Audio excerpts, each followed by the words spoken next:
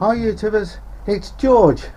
I'm in the garage doing some more work on the cavity filters. I had a hell of a job to find a source for these bottles. They're normally scrapped and things like that, and people throw them in the hedge.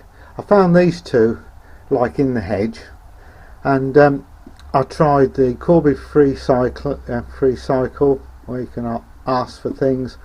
I've tried the recycling centre, I've tried shops, I've tried all sorts of things. In the end I've purchased these empty, and I'll put a link in one of my videos, in a future video, where I got them from. So today what I'm doing is doing the safety things first, and I'm going to check they're empty. I've got adapters I can put on here. I've got a tool which I can remove the valves from here, and then what I shall do, I shall cut them down with the angle grinder, and then I need to put the threads in for the tops and paint them and things like that. But the questions I've had is relating to the new modified fittings I'm going to be using, and very simply they're asking me the size, diameter of the pipe, the copper pipe. This is 8mm copper pipe. The fitting, because it's an inline coupler, I've drilled right the way through, so the copper goes all the way through.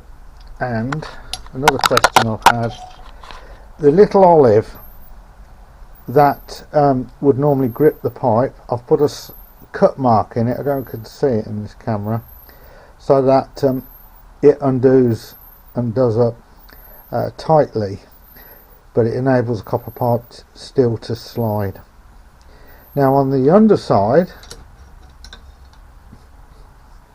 you can see I've actually cut part of the inline coupling, so I've cut that amount off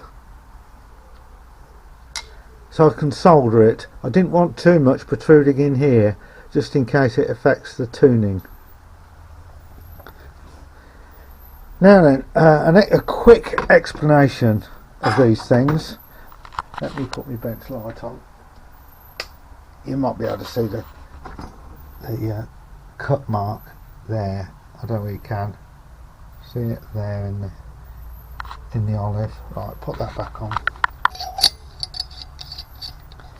Now this one has got a single coax connector, and this is the notch filter, and what it does, it's once this rod is slid up and down to match the frequency I want to notch out, it becomes a quarter wave, and the signal goes into the socket. It's in parallel with a cable, and it travels down the rod. When it gets to the bottom, because it's quarter wave, it can't go anywhere, so the signal comes back up and cancels itself out because it's out of phase. And that's how that one works. Simple. So it goes in parallel with the T-piece to the signal. The frequency that's not needed, this is then tuned to a quarter wave of that, which is just by putting the rod up and down. The signal goes into the copper rod. When it goes to the bottom, it can't get back out, because when it tries to come back up the quarter wave, it's out of phase and cancels itself out. Now with the rod with the two connectors, that's a bit different. Signal goes in one of these, like it goes into that one, for example. This is set to quarter wave, so the signal goes, it's matched, and then it transfers to that one. It can get out on that one, so it comes in and out. So this actually passes the frequency, because it can go through and back out of the one you want.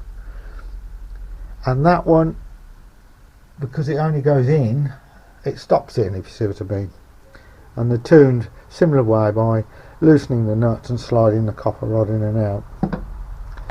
So hopefully that's answered some questions. But as I say, somebody asked me about these olives, and you just put them in the vise and put a slot in them with a hacksaw, and these bits are the bits that's been cut off so it don't protrude too far in.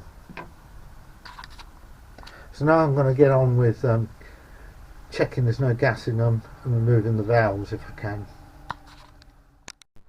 That's the first one. Cut. See how thick the walls are on them. And interestingly, this is a bit I cut off there. I didn't need to get the valve out, but I might be able to use those as bells. Listen. So I might reuse those for something. Make nice bells.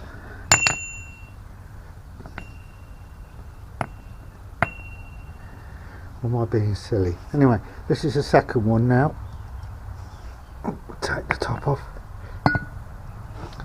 And I'm using a metal cutting disc, and I basically follow the mark of the weld there, and then I turn it, and what I've done, I've got it mounted in the vise with my other welding glove on it, and the reason for that is I'm going to respray these blue to match the others.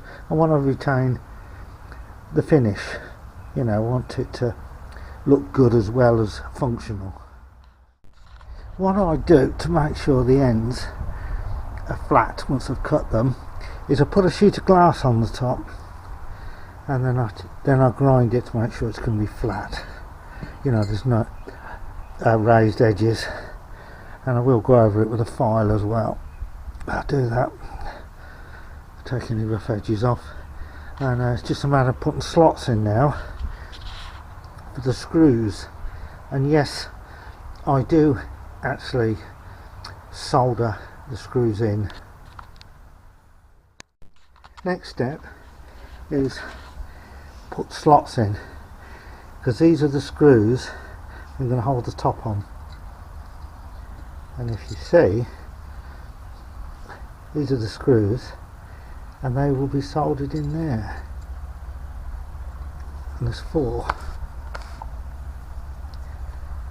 And I'll clean the paint off so the flux will take like that, so then I'll hold the top on. So that one's done, and got to do the same with the other one. Now what I do with the screws I'm going to use, I knock them into the slot, and the thread grips the metal. I tap it in, and it just so happens the blade thickness of the cutting disc is the same as these screws I'm using. I'm not sure what size they are, and then what I do then is I put a bit of solder, plumb and flux on here in the thread, and then put ordinary electrical solder, 60/40 tin lead I've got, and then I just tap the screw to make it straight if it's a little bit off centre and things like that. So that's it soldered, this one, and it is soldered. People don't believe me, they think I welded them in. It's actually soldered. That one needs trimming on the inside,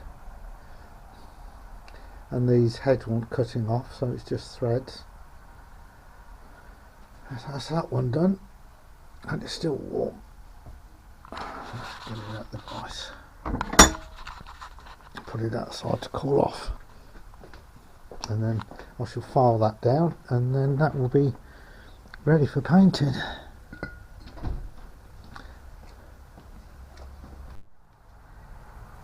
First coat of paint.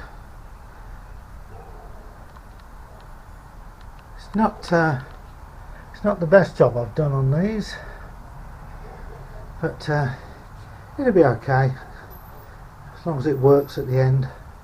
That's all I need to do. The fact I've got the cylinders is a blessing.